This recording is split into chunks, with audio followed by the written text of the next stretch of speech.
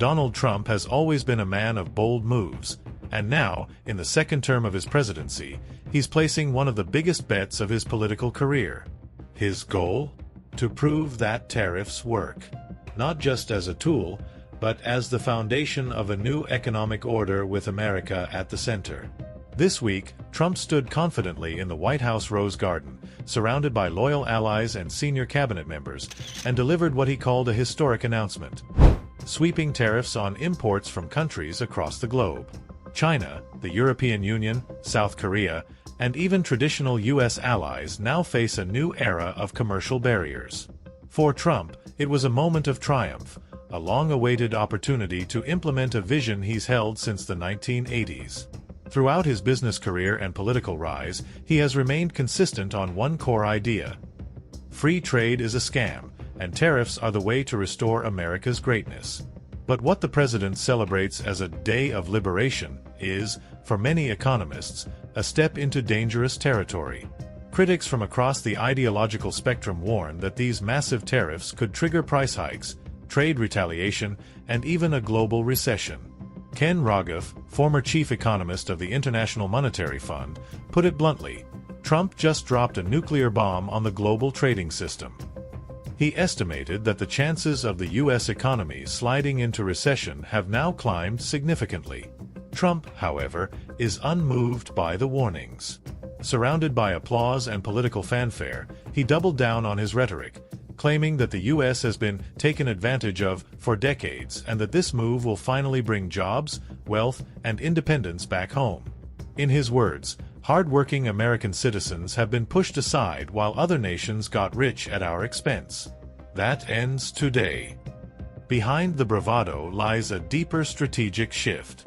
Trump is no longer constrained by moderate voices or institutional checks.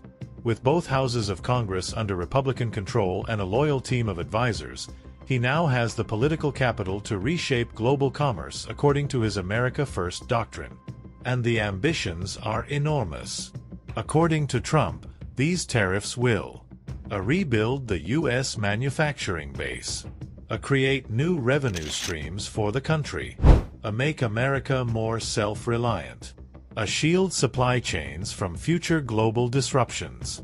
In short, he wants to redefine the entire post-World War II economic order, an order largely created and led by the United States itself. But can he succeed?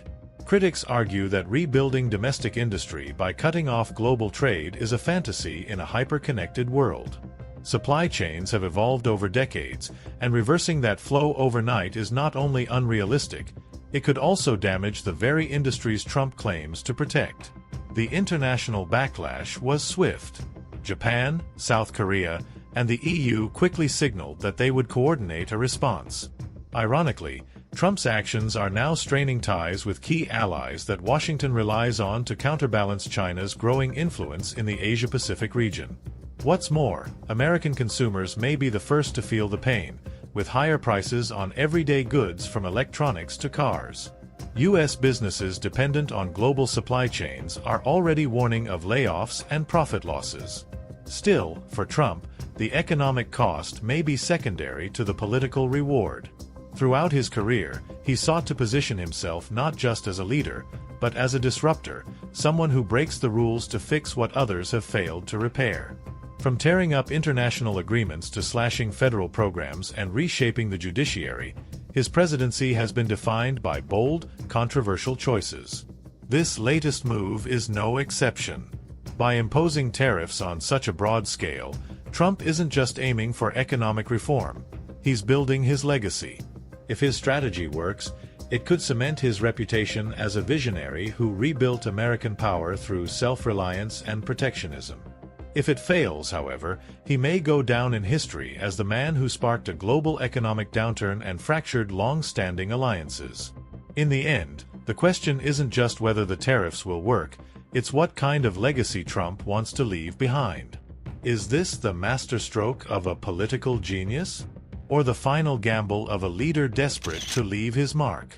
As his speech came to a close, Trump offered a rare glimpse of vulnerability behind his usual bravado.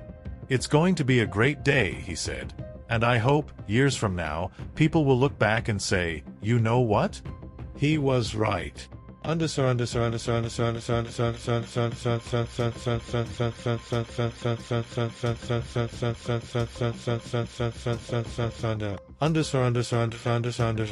Follow our channel for more sharp political analysis.